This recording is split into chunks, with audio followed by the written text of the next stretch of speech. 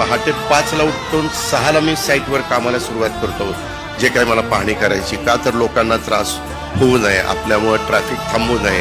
आपल्यामुळं कारण नसताना मग ट्रॅफिक थांबल्यावर लोक फार वाईट बोलतात. परवाच आम्ही त्या फ्लायओव्हर, डबल फ्लायओव्हरचं उद्घाटन करायला मुख्यमंत्र्यांनी नेमका संध्याकाळचा वेळ दिला. मी त्यांना म्हणत होतो की तुम्ही संध्याकाळी वेळ देऊ नका.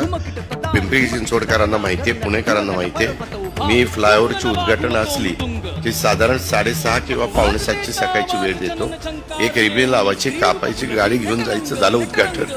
कुणाला त्रास नको, काही नको. नाही तर ट्रॅफिक जाम झालं. अलीकडच्या काळात पुणे पिंपरी चिंचवडमध्ये ट्रॅफिकची समस्या इतकी झालेली आहे की सगळे वेगवेगळे हे कलाकार असतील, वेगवेगळे क्षेत्रातले मान्यवर असतील, सगळे अक्षरशः कंटाळून जातात, वैतागून जातात. आम्ही प्रयत्न करतोय, आम्ही वेगवेगळ्या पद्धतीनं मेट्रो वाढवण्याचा प्रयत्न करतोय, त्याच्यामध्ये रिंग रोड करण्याचा प्रयत्न आमचा चाललेला आहे. वेगवेगळे रुंदीकरणाच्या करता आम्हाला वाईटपणा घ्यावा लागतोय. काही ठिकाणी आम्ही फ्लायओव्हर करतोय, काही ठिकाणी डबल फ्लायओव्हर करतोय.